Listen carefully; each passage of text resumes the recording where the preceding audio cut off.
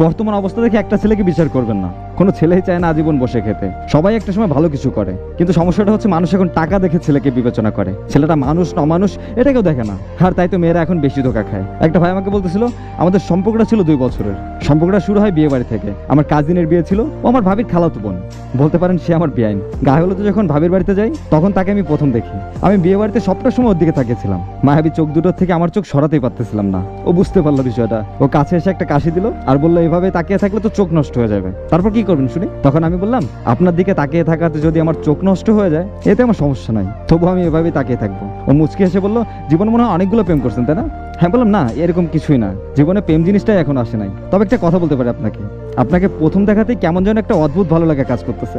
আর এই ভালো লাগায় যদি প্রেম হয়ে থাকে তাহলে আমি আপনার প্রেমে পড়ে গেছি। ও বলল আচ্ছা তাই নাকি, একদিনের প্রেম ভালোবাসা? বা আমি তখন বললাম ভালোবাসা কি আর সময় গুণে হয় নাকি, কখন হয়ে যাবে এ তো আমরা নিজেরাও জানি না। আর এখান থেকে শুরু হলো আমাদের সম্পর্ক। রাতের পর রাত ফোনে কথা বলা, দিনগুলো কেমন জানি অভ্যাসে পরিণত হয়ে যাচ্ছিল। ও আমার একটা অভ্যাস হয়ে যাচ্ছিল। আমি ওর সাথে কিছুই বুঝতাম না, পাগলের মতো সারাক্ষণ ওকে ভালোবাসতাম। সবকিছু বাদ দিয়ে ওর মেসেজের অপেক্ষা করতাম, কখন মেসেজ দিবে কখন কথা হবে। এভাবে একটা বছর কেটে গেল, সবকিছু সুন্দরই ছিল, কিন্তু সুন্দর আর বেশি দিন থাকলো না। শুরু হলো অবহেলা। যে মানুষটা কথা না বলে থাকতে পারতো না সেই মানুষটা কেমন যেন অদ্ভুত আচরণ করতে শুরু করলো।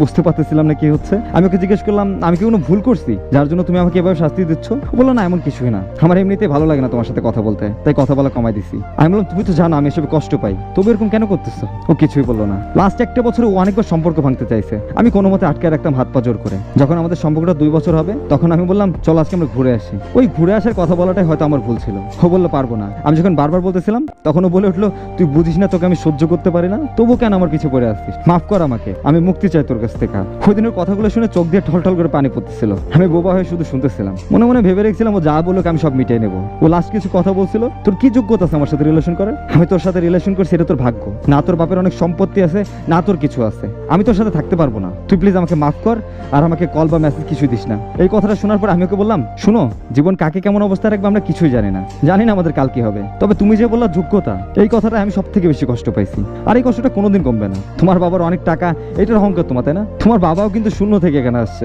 তোমাদের অবস্থাও একটা সময় ভালো ছিল না। আমাকে সময় দিতে পারতা, আমাকে বলতে পারতা ভালো একটা চাকরি করো। আমি চেষ্টা করতাম আমার সবটুকু দিয়ে। এভাবে কথাগুলো না বললেও পারতা।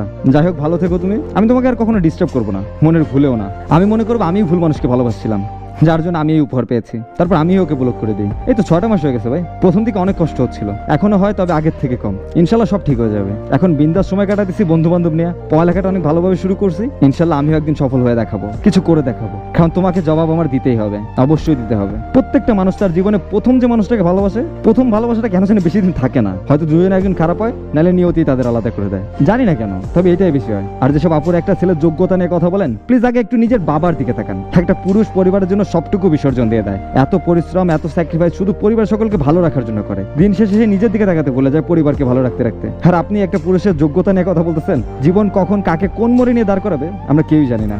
যে ছেলেটাকে আজ ছেড়ে দিলেন আপনি কি গ্যারান্টি দিতে পারবেন ওই ছেলেটার ভবিষ্যতে কিছুই করবে না? এর ভবিষ্যৎ অন্ধকার। পারবেন না। মানুষ চেষ্টা করলে সবকিছু করতে পারে, সবকিছু শুধু সময়ের অপেক্ষা। এই ছেলেটাও ভালো কিছু করতে পারে, এই ছেলেটাও জীবনে সফল হতে পারে। হয়তো আপনার বাবার থেকে অনেক বেশি কিছু করতে পারবে যদি তার ভিতরে জেদ থাকে আর সফল হওয়ার ইচ্ছা থাকে। আর এই ছেলেটা যেদিন সফল হবে সব থেকে বড় কষ্টটা আপনি পাবেন। আর এটাও বিশ্বাস রাখেন আপনি ওকে ঠিক যেভাবে কথাগুলো বলছেন, আপনার থেকেও বড় লোক আর আপনার থেকেও বেশি অহংকারী একজন মানুষ ঠিক আপনাকে এই সেম কথাগুলো বলবে। হয়তো সময় লাগবে, কিন্তু জীবনের কোনো না কোনো একটা সময় এসে আপনি এই কথাগুলো শুনবেন। আল্লাহ আপনাদের সবাইকে ভালো রাখুক, ভালো রাখার চেষ্টা করবেন সবাইকে। আল্লাহ হাফেজ।